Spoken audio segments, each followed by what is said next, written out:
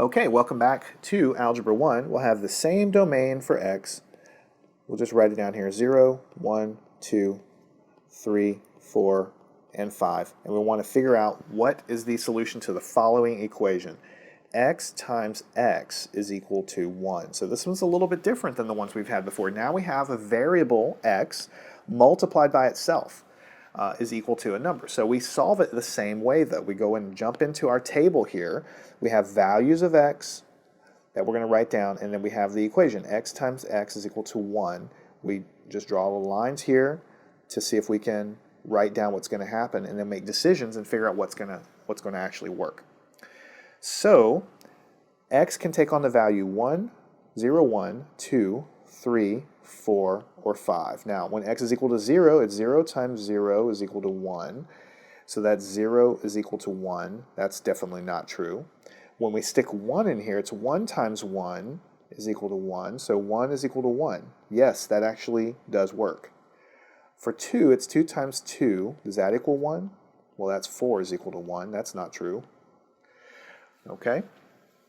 And then we just continue on down the line here. 3 times 3 is going to be 9. That's definitely not equal to 1.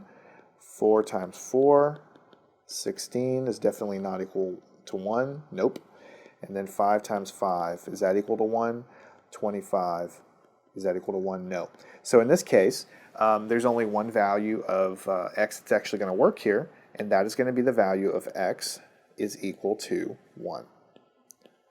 Any of these other values that we put in here that's listed in the domain here, okay, that's listed in the domain of x that we have, none of them are going to work. Only the value of x is equal to 1 is going to work. So you might see it written as the set of numbers, of course only containing one actual solution called x is equal to 1.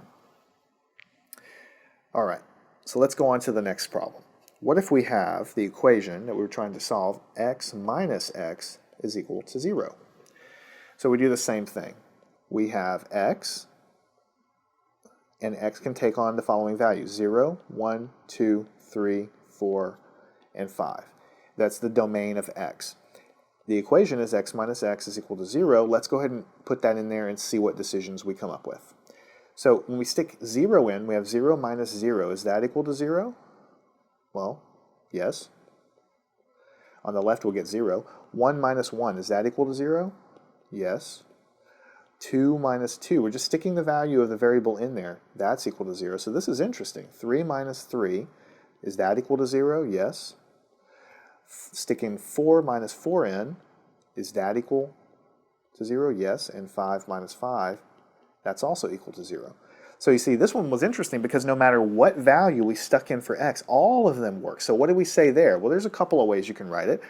Typically, you'll see it like this. X is equal to 0, 1, 2, 3, 4, 5. This is probably how I would write it down if I just wanted to write it. But really the mathematical way is to say x is equal to, the solution of x is the following set of numbers, 0, 1, 2, 3, 4, 5. Because when you put these curly braces around with numbers and commas in this inside like this, it means the set of numbers, and here are the numbers. So however you want to write it, doesn't really matter to me as long as you get the right answer. And you can kind of see by looking at the equation, no matter what value you put in, for x, even if the domain were larger, the domain went up to 100 or something, if you put 100 minus 100 in, it's still going to work. So any number you put in the domain is going to actually satisfy it, and we're just showing it in tabular form. As we get down the road and solve more complicated equations, of course you're not going to be writing these tables. We're going to show you how to solve these things without making tables. And the equations are actually going to be a lot more difficult also. So I hope you've enjoyed this lesson and that you understand the concept of the domain of a variable is just basically saying what values are the variable allowed to take on. And the concept of solving an equation for a solution.